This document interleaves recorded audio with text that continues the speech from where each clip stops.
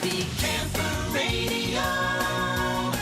It is the Happy Camper Radio Show, episode 227. I'm Skip. I am a happy camper, and no question about it, my friends. Hang around with us long enough. We will make a happy camper out of you. Hello, Daniel. Hey! Glad to have you back in the studio here You know with us it. again. All right. All right. Now, we've had a lot of technical issues today We before have. the program, and I think this is the third take. But Yeah. Oh, boy. you know, they say three's a charm. That's what Okay, they say. So, yeah, we're going to make the best of it here for episode 227. And we've got Rose McHenry joining us back on the program today. I'm so excited. She's the author of the book Trip Tales, From Family Camping to Life as a Ranger. Stick around for it. Episode 227 of the Happy Camper Radio Show is coming at you right now. Oh, yeah, I am so excited about this. Happy Camper Radio. Happy Camper Radio. And the Happy Camper Radio Show can be heard all around the world by great listeners just like yourself. You can find us in the iTunes Store, Podbean, Myra Guide, Stitcher, the BlackBerry Podcast Directory, iHeartRadio, Google Play Music, Spotify, and now on Amazon Music. Tell all your friends to tune into Happy Camper Radio today. You can find us on the web 24 hours a day, 7 days a week at www.happycamperradio.com. Like us on Facebook, follow us on Twitter, and if you want to be a part of our studio audience, subscribe to our YouTube channel, where you can see Daniel and I do the show right here behind the scenes. Yay. And what fun that has been lately. Oh, yeah. So, Daniel, you all set for the spring and summertime camping Oh, season? yes. We're thinking about going somewhere next month. Okay, where do you got something planned? We're thinking about going down to Callaway for a little bit. You know, where I always used to go as a kid, out down FDR State Park. I think I mentioned it last a couple episodes ago or whatever, but we got a few days off. We got that new holiday, Juneteenth, so I want to try to take advantage of it and, you know, get some rest and relaxation in. It's amazing, you know, in all the years that I've lived here in Georgia, and you're a lifelong resident. I am. I have never visited Callaway Gardens. It's beautiful. Well, If you like to that's what I ride hear. bikes, it's beautiful too. No, Love I riding bikes. I gave up riding bikes a long time boy. ago. No, just give me an old golf cart and I'll be Yeah, fine. well, they've got a lot of golf courts. I bet they do. Oh, yeah. Well, Daniel, we are so blessed to welcome Rose McHenry back on the show today. She is the author of the book Trip Tales, From Family Camping to Life as a Ranger, and we're going to get her on the show right now. Happy Camper Radio. Hello, Rose, and welcome back to the show. How are you today? Hi, Skip and Daniel. I'm doing great. Thank you for having me back on the program. I am Excited so to- excited. You know, Rose, and thank you for a copy of your book. I have had an opportunity to go through it a little bit at a time. It's a lot of good information there, but I'm going to actually get through it all very soon. And, you know, I'm just so happy that you've agreed to come back on the program to talk a little bit more about it. You know, you've been a lifelong camper and you've been a ranger for how many years? Well, all my life, mostly. Okay. From the time I was in my 20s up until probably just a few years ago, actually. And I worked for California State Parks and also U.S. National Parks, and worked in lots of different places all over the West. Now, were you assigned to one specific area, or did you move around a lot? I moved around a lot. I started out in national parks at Marin Headlands and Golden Gate National Recreation Area. Then I worked a couple of summers up at Mount Rainier National Park in Washington. And then I defected to California State Parks when I met my husband, because he was a California State Park Ranger, and worked a lot of different places like the Gold Discovery Park in Coloma, Sutter's Fort in Sacramento, California State Railroad Museum, Folsom Lake, American River, Lake Oroville, lots of different places over the years. And then I went back to national parks and worked 7 winter seasons in Death Valley National Park. So worked lots of different places, did a lot of different things over the years. I can imagine throughout the course of your career, you probably came across thousands and thousands of wonderful people and had the opportunity to interact with them as part of your job. I did, and I loved it. I loved every minute of it. I loved every park I worked in. I loved all the park rangers that I worked with and the different people that I met over the years, and especially the kids. The kids were just really wonderful and inspirational to me. Now, you managed to be well known as Ranger Rose. How did that happen? Well, because I spent my life as a park ranger working in California state and U.S. national parks, a lot of park visitors just started calling me Ranger Rose, especially the kids, and then it just sort of stuck, and then I started introducing myself as Ranger Rose. And it was because of all the guided walks and talks and evening programs and campfire talks I led. So that just kind of led me into writing the book, Trip Tales, From Family Camping to Life as a Ranger. And the great thing is it's a collection of short stories about family camping and how those adventures led me to become a national park ranger later when I grew up. And the great thing about the book is it's short stories, so you can pick it up, put it down, pick it up again. But they're funny. The stories are funny. They're engaging stories that anybody could relate to. And they're all guaranteed to capture your imagination and get you laughing out loud. What are people's favorite chapters in the book? Well, I think the ones that people love the most are the stolen picnic table and the magic pond. Each one's unique in its own way and talk about what family camping was like and becoming a park ranger. So the stolen picnic table, that one is about how my dad got frustrated going to different picnic sites. We'd never get a table because we always got there too late. So Dad got the idea of buying his own table with bench seats. Great idea. He wanted to bring it out to our favorite sites. But the problem was he didn't think about the fact that other people might want to use the table after we were done. And that's what happened one day. We took it out to this beautiful beach, this big bluff over the ocean. We had this great time looking at the ocean, enjoying our lunch. Then we wrap it up. We're going to pack it up. And then people start running up the hill to take our table. They think it's a public picnic table. And so they start shouting at my dad. This guy says, "Buddy, give that picnic table up. You've hogged it for over an hour. Let somebody else take a turn." And my dad says, "It's my table." And the guy says, "It's public property. We've waited our turn. Now give it up so we can use it." So then a crowd started gathering. Things got heated. A park ranger was called to the scene. And my dad says, "Everybody get into the truck now." He throws the picnic table into the back of the truck. And we tear out of there in a cloud of dust. And the park ranger is left there wondering in this cloud of dust, wondering what on earth happened. So people laugh when they read that story because they think, oh my gosh, has that ever happened to me? I can't imagine too many people who would bring their own picnic table to Daniel, have you ever taken anybody's picnic table from a park before? I have never taken anyone's picnic table.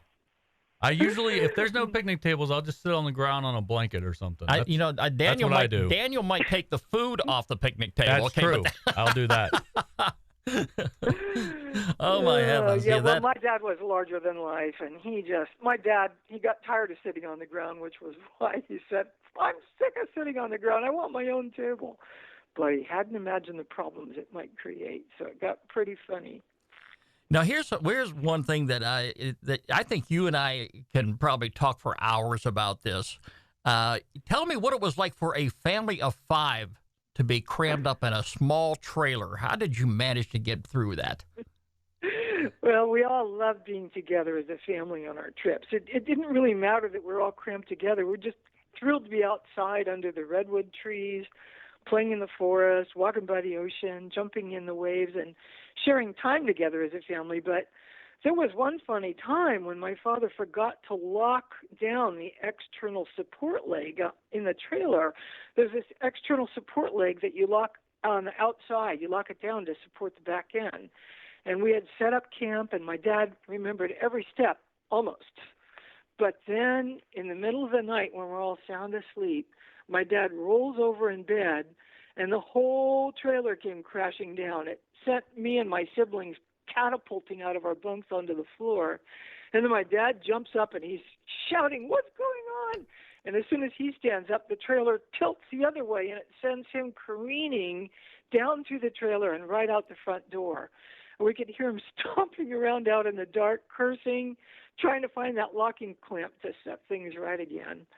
So finally later, we all went back to sleep, and I dreamed about catapulting up over the mountains and into the sea. Those are the kinds of crazy things that were always happening. You know, that's one of the questions I was just dying to ask you, because you and I have something in common here. Many years ago, When we were just kids, my maternal grandparents would take us on vacation once a year, and they would rent this little Scotty trailer.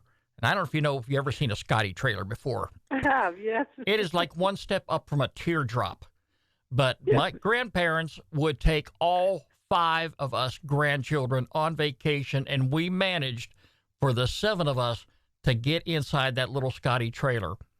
And don't ask me how we did it, but tell you what, it was something we looked forward to every single year. We probably went on 7 or 8 annual vacations where my grandfather went and rented that Scotty trailer. We couldn't wait for him to show up at the house for us to all load up inside and take off.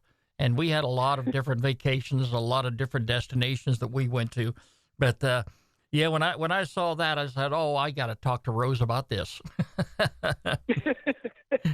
Yeah, it's a challenge putting that many people in, but we didn't care. We were there for the great outdoors, and the trailer was just a place to camp out of, so we didn't care. We'd probably sleep on top of each other, but we didn't care. It was just fun. Rose, what was your best park ranger moment? Oh, the best park ranger moment was when I got fan mail from this little boy.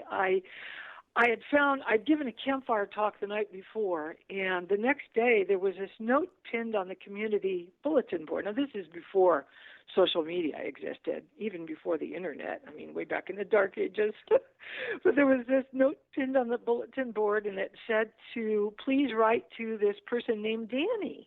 And I had no idea who it was, so I wrote a letter, and I said, okay, here's all that stuff I've done as a ranger in the last week. Tell me more about yourself. And I get back this letter written in a little boy's hand. He's only 9 years old, with this picture. And he said, I went on your campfire talk. I went on your guided walk. We walked up to the waterfalls together. We went around the trail of the shadows. I did this and that. Do you remember me now? And I'm like, yes, I remember you. And so we wrote back and forth several times over that summer. And I just thought, wow, that was the best moment, because I had reached out to our greatest natural resource, which is our children. So to me, that was just the most wonderful thing. Wow. Well, I tell you, you have a lot of stories to, reflect on, and I can see, that you put a lot of effort into this book. What inspired you to write the book in the first place?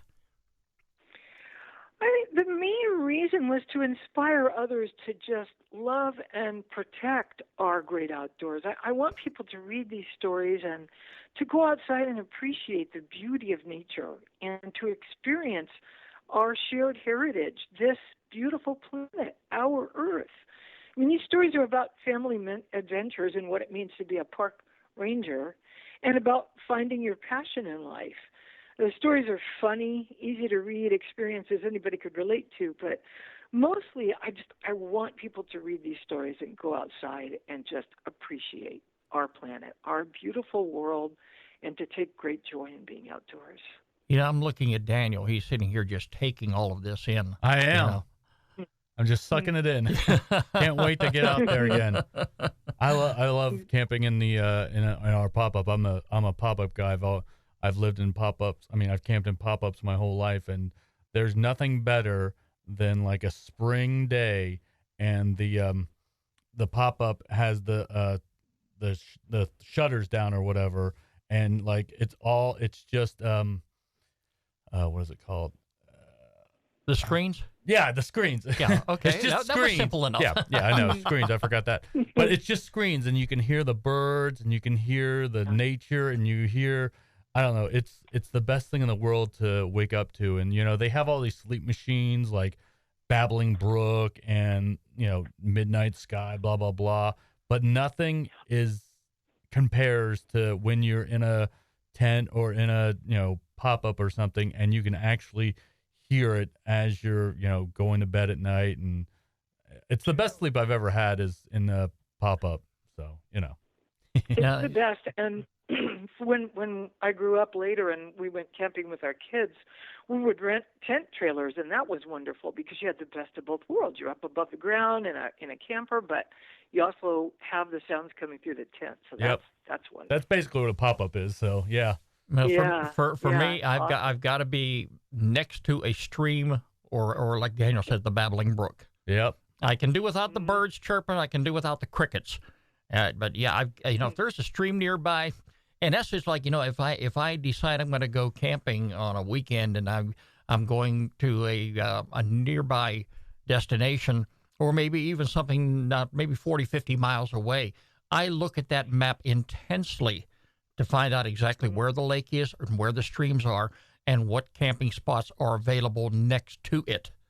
Because that's exactly where I want to be. It's where I'm going to get my best sleep. And somebody told me not long ago that, and I can agree with this. I never did any study or research, but I'm told that you can get your best sleep outdoors better than you can sleeping in your own bed. And I tend to believe that. I'm sure that's true. And, you're talking about waking up to the sounds of the stream.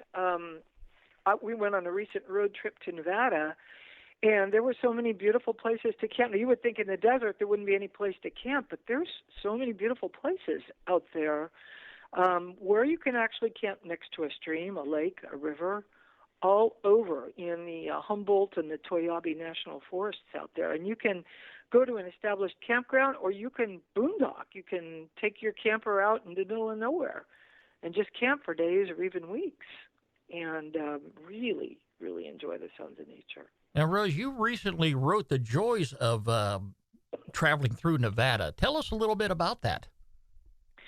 Yeah, I recently wrote a blog called Desert Dreamscapes, and it's about road tripping in Nevada. And, Nevada, otherwise known as a silver state because of the Comstock lode silver mining days of the late 19th and early 20th centuries. But, Nevada is actually a well-kept secret. I mean, there are spectacular glacial canyons, ruby-studded mountains, ancient petroglyph sites, hot springs, ghost towns, campgrounds, big sky cowboy country, and sparkling blue alpine lakes. That's just a few of the things that you can find in Nevada. And I mean, most people think of that state as barren open desert with little to offer except for the big casino towns. But honestly, if you venture out into the desert, you're going to find all kinds of amazing places to go. That's very interesting. I'm a Pennsylvania guy. I have lived down here in Georgia most of my life. But, I'm all about the forest. I'm all about the mountains. I'm just all about getting away any opportunity I can. And Daniel, where is one of your favorite destinations that you, besides Callaway Gardens? Well, yeah. We went out to Vegas a few years ago, and we went up to Mount Charleston, and that was very pretty. And, we went out to Hoover Dam on the way to the Grand Canyon, and wow, that was amazing. Like, I'd say the only thing that compares to that is what is it? It was a canyon in, maybe you can help me, Rose, in Utah. Bryce Canyon, that was it. Bryce Canyon. Bryce Canyon and the Grand Canyon were two of the most beautiful things in the world. Like Skip said, I've lived over here my whole life, and when I went over there, I fell in love with the desert. It is so peaceful. It is nothing like I have over here. It's nothing. It's just it's a whole new world. It's a whole different world, and I want to go back there, and so badly. Actually, it's funny you say this, Skip, because like one of my bucket list things, and maybe you know something about this, Rose, is I want to go to Joshua Tree. That's beautiful. That looks amazing. I've never heard of Joshua Tree. It's a big national park, and it's amazing. I really want to go there. It's beautiful, Daniel. And if you go there, try going during the early week and go in the morning. Okay. It does get very busy in the afternoons with people coming up from Southern California, from like the Los Angeles basin. Yeah. So get there early and get there like on a Monday, Tuesday if you can. Okay. Or if you go on a weekend, just get there early. But yeah, that's beautiful. And then there's so many other parks right around there. There's Grand Staircase, which is where we're going to go back again. Nice. That's in Utah. We're going to go there this fall. There's Capitol Reef National Park. There's Canyonlands National Park. Yep. Canyonlands is like It's like the Grand Canyon, except you can actually drive down into it. Now, what in was a that? four-wheel What was drive. that place? There's some place I'm not sure where it is, but I think it's where they filmed that Star Trek episode. It looks like a Martian territory. I forgot what it was called. I think it's in Utah. Well, Death Valley, in Death Valley, they filmed a lot of the Star Wars. Oh, really? I mean, a lot of scenes from the original Star Wars movie. Okay. And I worked in Death Valley for 7 winter seasons. And again, people think of Death Valley, they think of, a hot, dry, expansive desert with scorched earth and, like a dry lake bed. And that you'll find that there, but what you'll also find are these spectacular, colorful canyons. Mm-hmm. There are even places where you can find waterfalls. But yes, a lot of the filming of the original Star Wars movie was done in Death Valley National Park, which is in Southern California. Yeah, we went there too. We went there too. So it's funny. So we went to Vegas, but we hardly did any Vegas stuff. We went to the Grand Canyon. We went to Death Valley. We went to Mount Charleston. We did everything outside because we're not used to that stuff. And I remember when we went to Death Valley and we went to the bottom of that lake and it was all salty and stuff. It's kind of like a mini salt flats. And that's another right. thing. When we went to the salt flats, that was trippy because you can actually see the curvature of the earth. It looks like it's weird. It's a weird sight, and I just found that fascinating.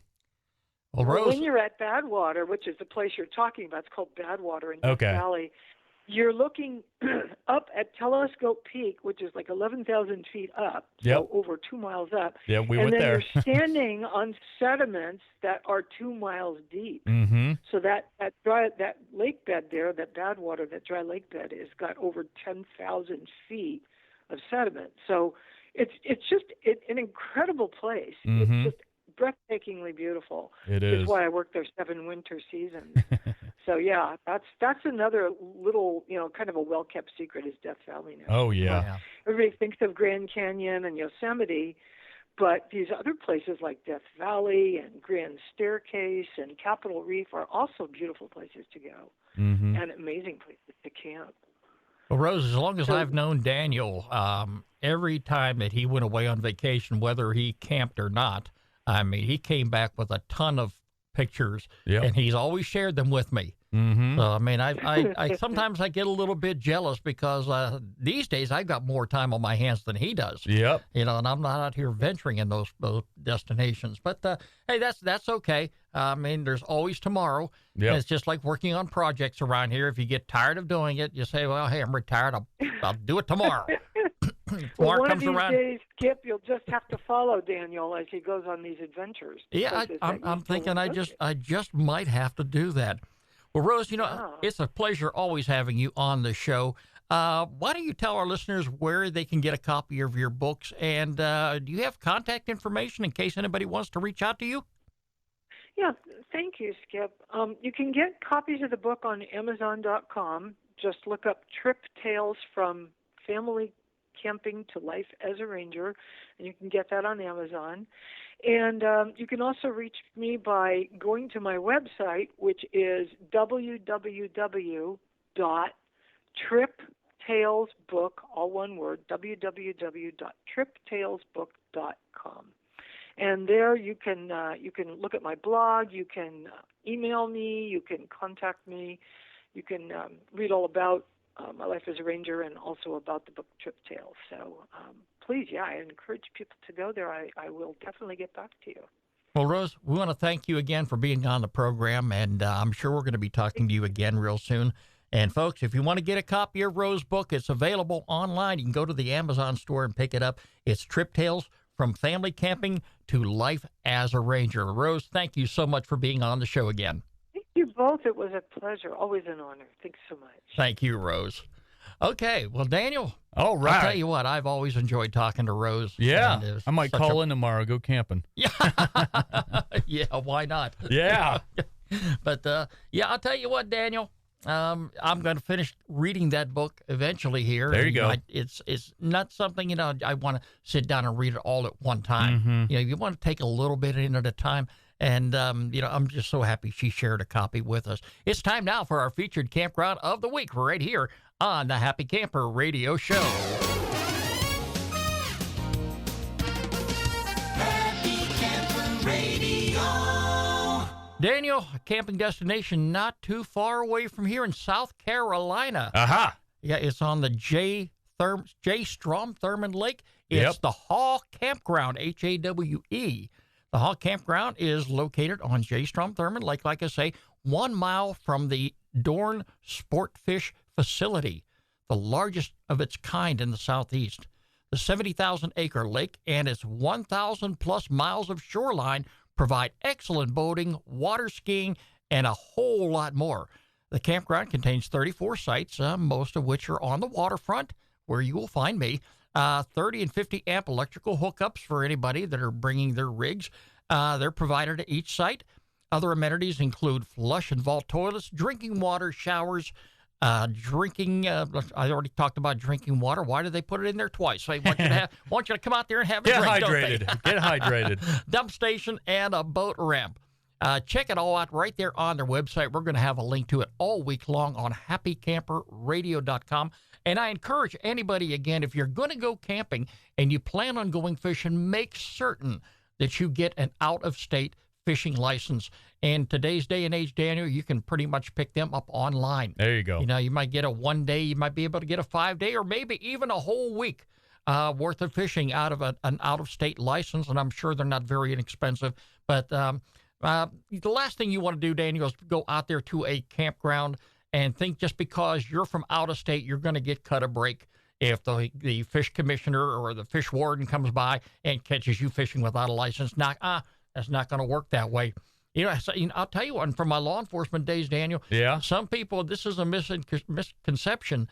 Some people think that because I'm out of state, you can't go to jail. Oh, boy. And I wouldn't be a bit surprised if you get out there without a fishing license and, you get a little cocky with that fish commissioner, you just might end up behind bars and boy. have your whole vacation ruined right there on the spot. That's a fishy situation. A fishy situation indeed, yeah. So, no, look, if you don't happen to live in South Carolina and you're going to go out there to that campground and you want to go fishing, because, like I said, they got a whole lot of things out there for you to do and a very monstrous lake. And you can catch largemouth bass, bream, crappie, catfish, striped bass. Make sure you have your proper fishing license with you, okay? Definitely keep that in mind. And also, if you're looking for a recreation.gov account, here's your opportunity to sign up right there on their page. Look for that little button that says sign up. It makes their process, recreation.gov, go a whole lot smoother anytime that you book a recreation.gov campsite and use a recreation.gov website. It's a great campground. The Strait on J. Strom Thurmond Lake. That's a tongue twister right there. Not too far from us. Daniel will have to go there sometime. I've been by there. I've been Okay. by there before. It's the Hall Campground. It is our featured campground of the week right here on the Happy Camper Radio Show. Skip and Daniel. HappyCamperRadio.com. And if you have a campground you'd like for us to feature on the program, get in touch with me, Skip, S-K-I-P, at happycamperradio.com, or Daniel at happycamperradio.com. make sure you include a link to the campground website. Well, Daniel, thank you so much for being on the program.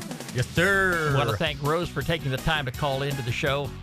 And folks, maybe one of these days it'll be you on the other end of the line talking to you're Daniel lucky. and I. Yeah. You want to talk about camping? This is the place. Remember, friends, every pet deserves a loving home. I want you to do exactly like I did. Visit your local shelter and adopt a pet today.